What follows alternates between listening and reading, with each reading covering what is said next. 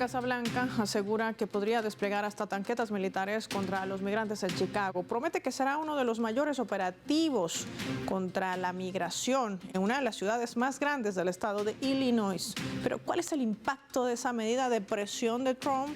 Analicemos los escenarios hoy en el mapa. Bienvenidos.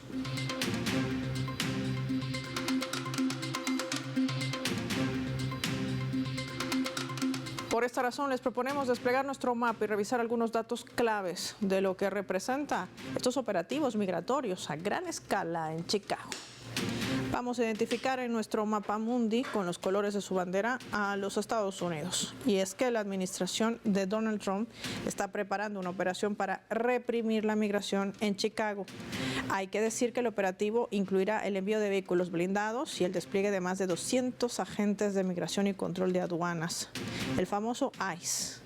Hay que decir que el uso de una base naval de Grand Lagos como centro logístico también para el personal federal en contra de los inmigrantes, no solamente indocumentados, hay que decir, inclusive de aquellos que tienen estatus legal. Hay varios casos que se han ido denunciando a lo largo de estos meses. Un operativo que va a comprender 2 fechas. Arrancaría justamente todo este panorama en otras ciudades y culminaría el 30 de septiembre, es decir, es el plazo del despliegue de un operativo que está recorriendo diversas ciudades de los Estados Unidos.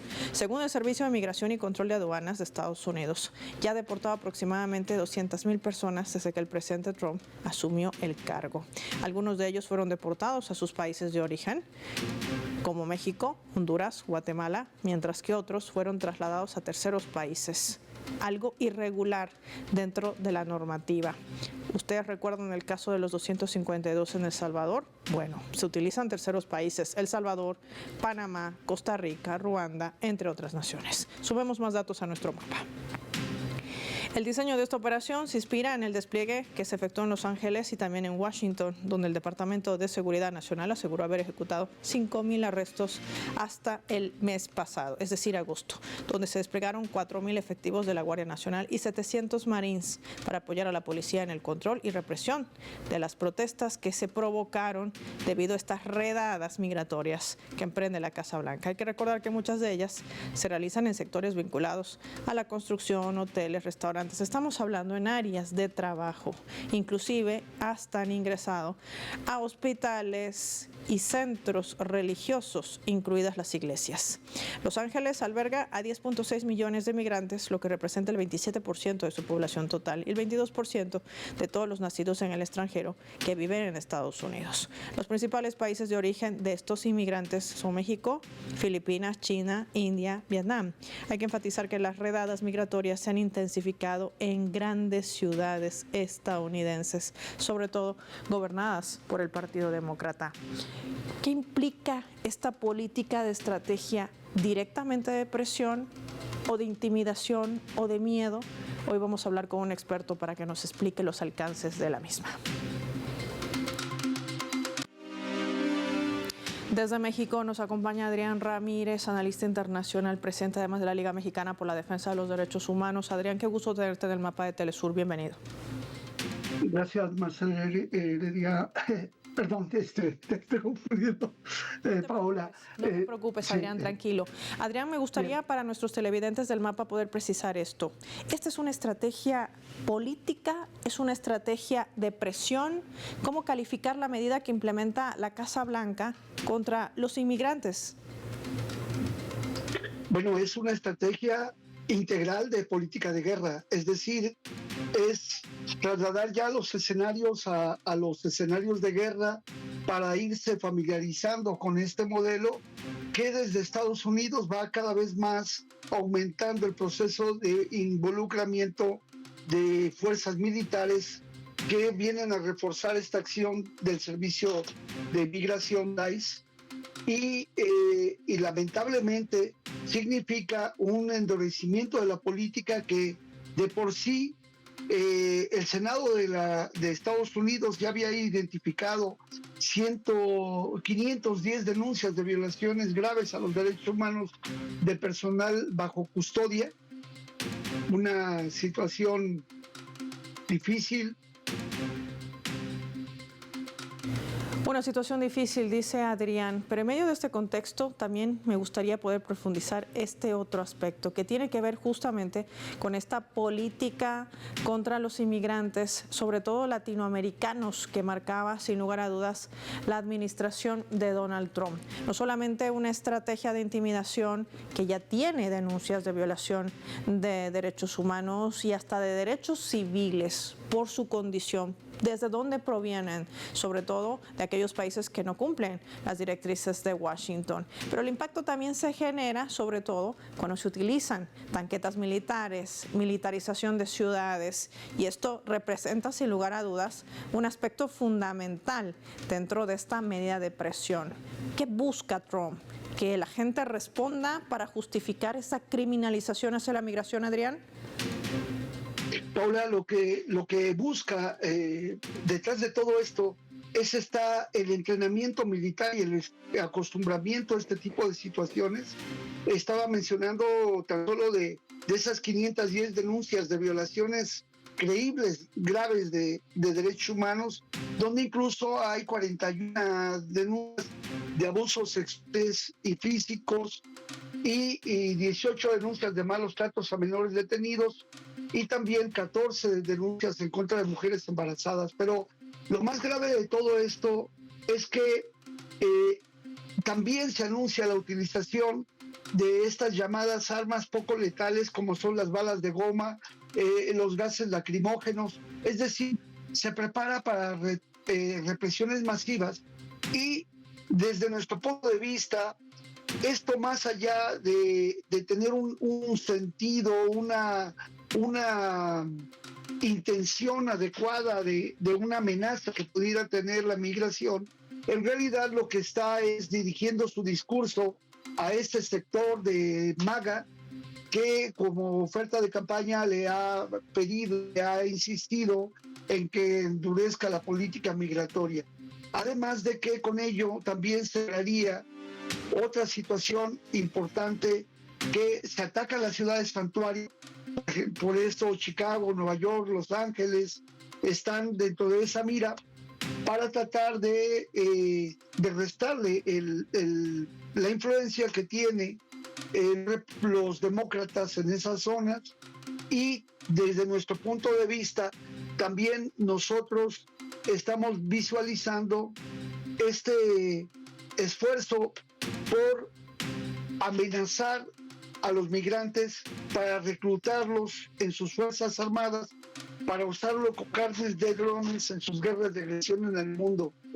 Paola, eso es lo que estamos viendo. Migrantes les van ofreciendo que quieren regularizar papeles, quieren regularizar a sus familias, entonces se enlisten en las Fuerzas Armadas, y esto es esos preparativos de guerra. Y por otro lado, la salida de las Fuerzas Armadas federales en contraposición a soberanía de cada estado en Estados Unidos es una situación que conflictúa gravemente, porque además no hay consenso para el territorio para estas acciones.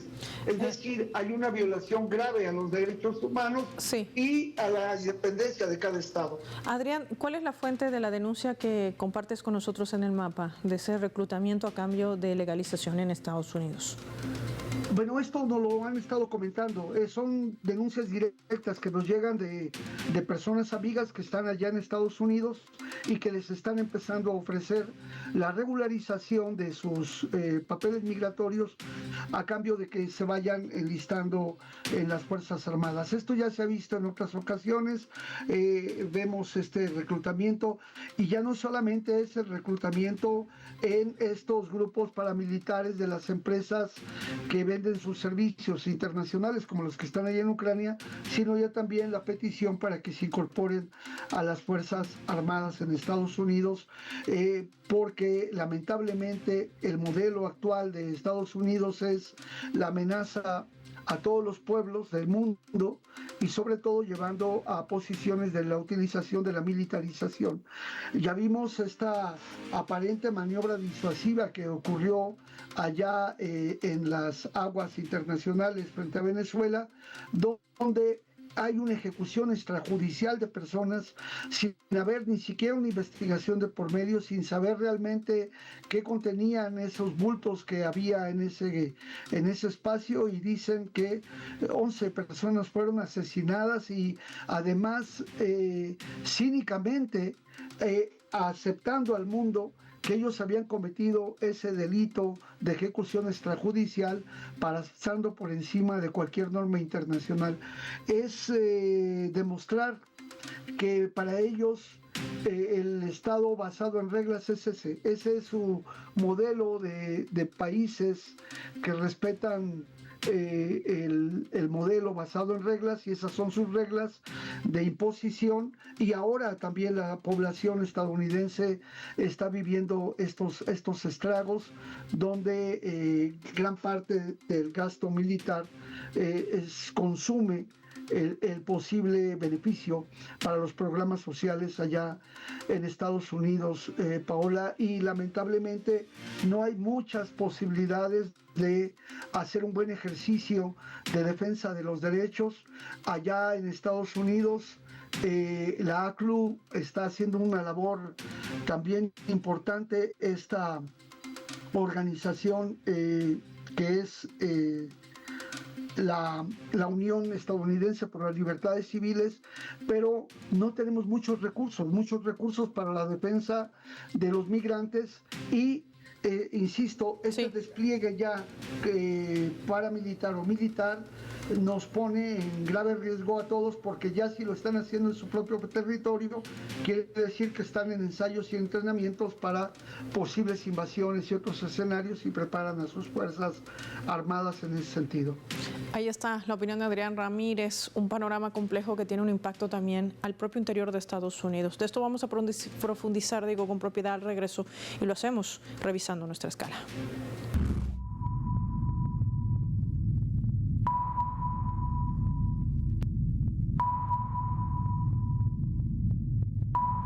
A través del portal web de nuestra multiplataforma informativa Telesur, a la cual invito a visitar, compartir las noticias y dar like. Está titulando así: Gobierno de Trump revoca el beneficio del TPS para 250,000 migrantes venezolanos.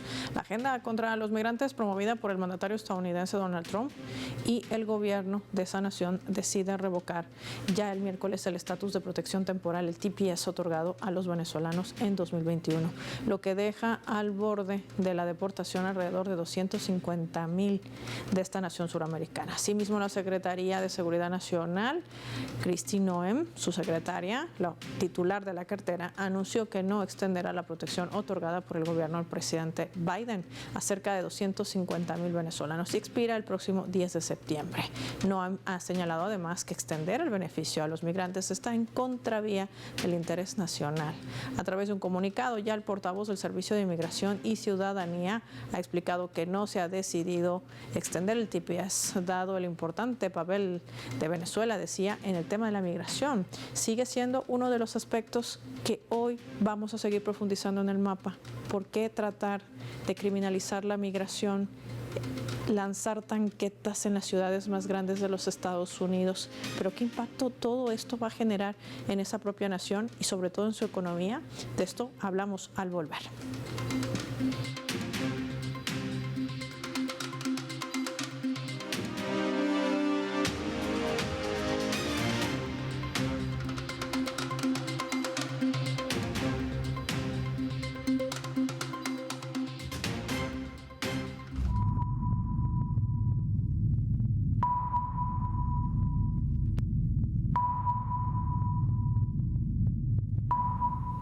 Vamos a sumar otro elemento también para el análisis a través de la fotografía. Lo que tienen en sus pantallas es un collage de imágenes. Estamos viendo allí a migrantes, en su mayoría latinoamericanos.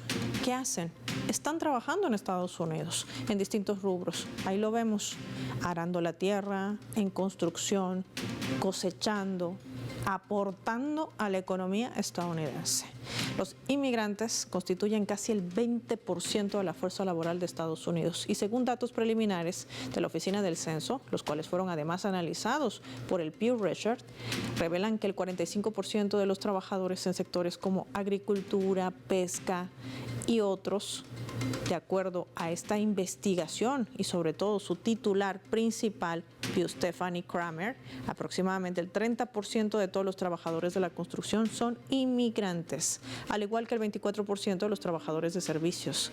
La pérdida de trabajadores inmigrantes se produce mientras el país registra su primer descenso en el total de la población inmigrante, luego de que el número de personas que se encontraban en Estados Unidos sin permiso legal e incluso con permiso legal alcanzó un máximo histórico. ¿Sabe de cuánto? De 14 millones tan solo el 2023.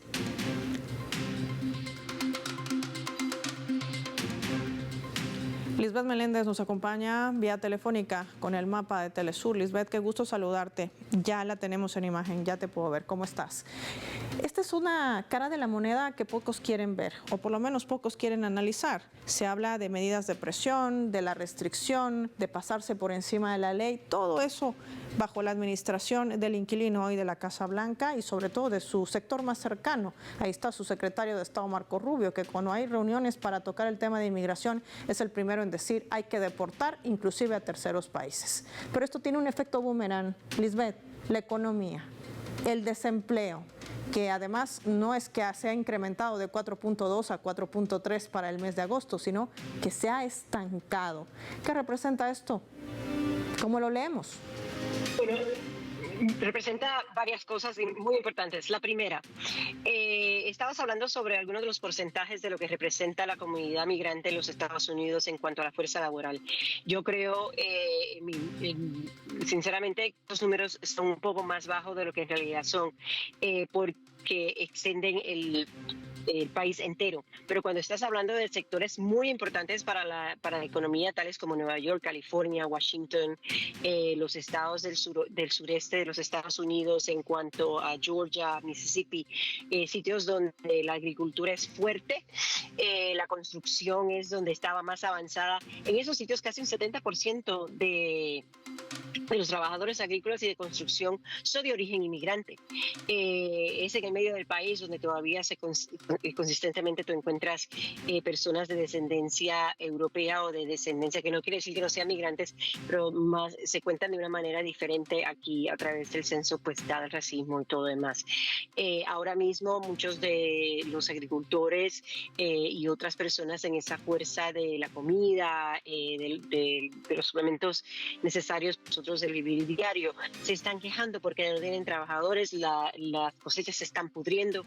Yo me encuentro en estos momentos en el estado de Delaware y para tú llegar a donde yo estoy hay que pasar por muchas de las fincas donde se recoge soya, donde se recoge maíz, donde se recoge trigo, y es muy triste ver los campos abandonados cuando hace un año atrás esos campos estaban llenos de trabajadores recogiendo esas cosechas que están para recogerse en estos momentos. ¿Qué significa eso? Que cuando tú el año pasado hubieras comprado, por ejemplo, una docena de mazorcas de maíz, de lotes, eso te hubiera costado quizás $1, $2, ahora mismo están $5, lo que significa que el costo sube porque no están recibiendo dinero y te digo, al otro lado de eso quiere decir que el agricultor no tiene el dinero necesario para invertir en su finca, no tiene el dinero necesario para invertir en su propia comida, no tiene el necesario para invertir en la infraestructura del país, y entonces ¿qué pasa? Cíclicamente empezamos a bajar los números, no solamente afectando a las comunidades migrantes, pero la economía general, como tú dices, estagnada, sin crecimiento, y si le añades mucho más el hecho de que pues no se le está quitando el cuidado médico, los seguros, etcétera, a las poblaciones dadas que están también eliminando los servicios sociales.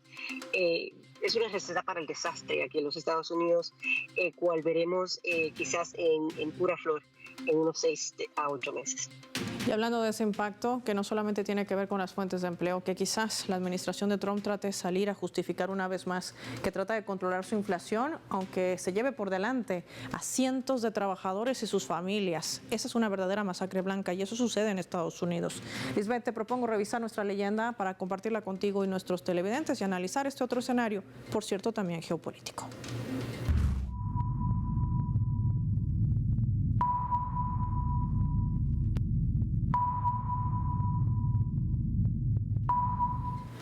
El Departamento del Trabajo de los Estados Unidos sacaba aquellas estadísticas que hemos visto, una caída en el empleo que ha golpeado distintos sectores, sobre todo que están ocupados por inmigrantes.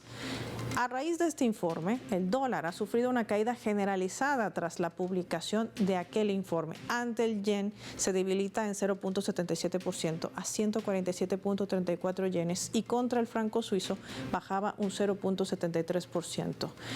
El euro subía un 0.7% frente al dólar hasta $1.173, mientras que el índice del dólar, que mide el desempeño de la divisa estadounidense frente a una canasta de 6 monedas pares, caía en un 0.59% a 97.65. ¿De qué estamos hablando? De los rendimientos de los bonos del Tesoro estadounidense que siguen cayendo. El retorno de la nota a 2 años sensible a las tasas bajaba 10.3 básicos a 3.489%. Para resumir, hay una caída estrepitosa de una de las monedas, Lisbeth, para analizar este escenario que tiene que ver además que se ha utilizado por años por la administración estadounidense, llámese demócratas o republicanos, como un arma de presión hacia otros países del mundo. ¿Qué representa esto y por qué sigue la Casa Blanca insistiendo con esta estrategia? Bueno, yo honestamente no creo que el presidente en estos momentos y muchos de sus acolados entiendan la capacidad y el poder del dólar globalmente.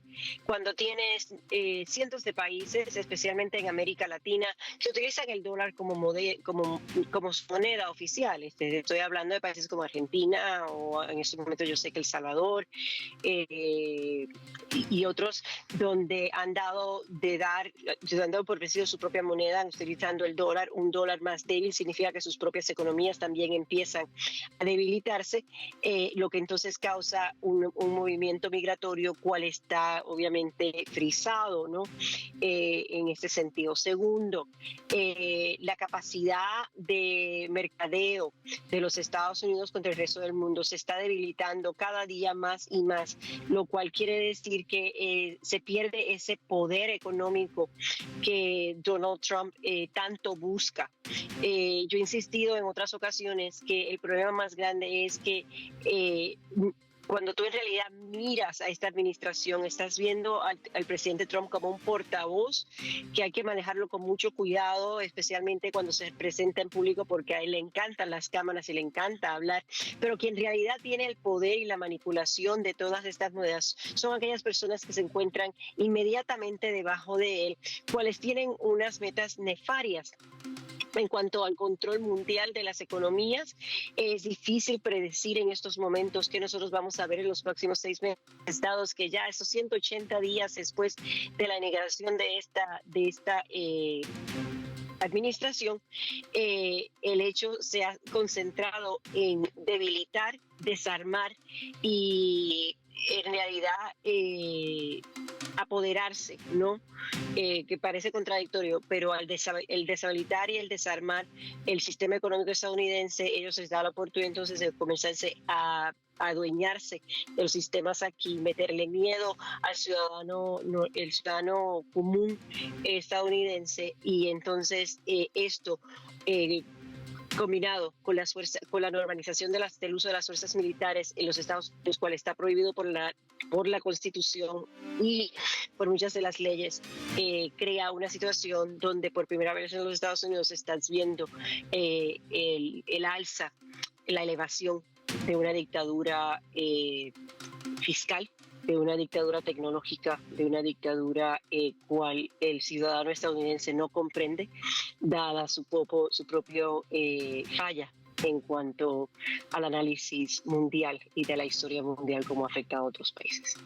Qué buena definición la de Lisbeth. Una dictadura tecnológica, financiera, hasta de relaciones internacionales que trata de imponer la Casa Blanca a otros países del mundo. La gran pregunta es, ¿estará dispuesta a quedarse absolutamente aislada? Recordemos que recientemente se desarrolló la Organización de Cooperación de Shanghái en una cumbre, va a tener su propio banco de desarrollo y esto va a impactar sin lugar a dudas también en esa moneda, en el dólar.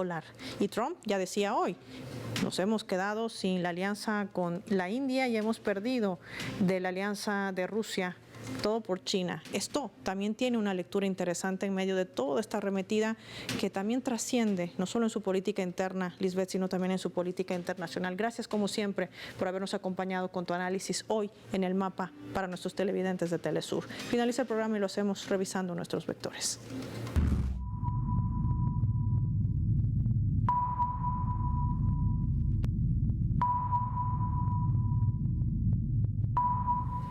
Nuestro radar en el mapa hoy nos refleja las 3 claves sobre este tema. 1. Anti-inmigrantes. La medida xenófoba de la inmigración que emprende la administración de Donald Trump ha afectado la fuerza laboral de ese país. Estamos hablando de más de 1.2 millones de inmigrantes que han dejado la fuerza laboral del país, obligados, por cierto, en los primeros 7 meses de este 2025. De acuerdo con los datos preliminares de la Oficina del Censo, las cuales fueron analizadas, ya vimos, por una experta, Pew Research Center. Eso incluye a residentes legales y personas que están en el país sin autorización legal. 2. Estrategia. La estrategia de Estados Unidos hacia la inmigración, que ya es violatoria de derechos humanos y civiles, ampliamente denunciada alrededor del mundo, que incluso ha llevado al inquilino de la Casa Blanca y su sector más cercano a implementar medidas desacertadas sobre los inmigrantes, así como lo hace con los aranceles en su intento fallido de salvar su economía, que se ve hoy duramente golpeada. 3. Dólar, la gran moneda que quiso ser utilizada durante años por Estados Unidos como un arma de presión, pierde su valor. La caída del dólar este 5 de septiembre frente al euro y al franco suizo para un declive de cerca del 2% en el mes de agosto frente a una cesta de divisas. Es el reflejo de ello, mientras los operadores se preparan para un recorte de tasas de interés en Estados Unidos por parte de la Reserva Federal. El mes que viene no solamente demostrará las decisiones que están impactando dentro de los Estados Unidos, sino también las que pueden trascender en aquella toma de decisiones equivocadas que podrían fracturar para siempre la política y la hegemonía de los Estados Unidos. Si no, pregúntenle al propio presidente Donald Trump y a su secretario de Estado, Marco Rubio. Soy Paola Pérez y nos vemos en la siguiente edición del Mapa.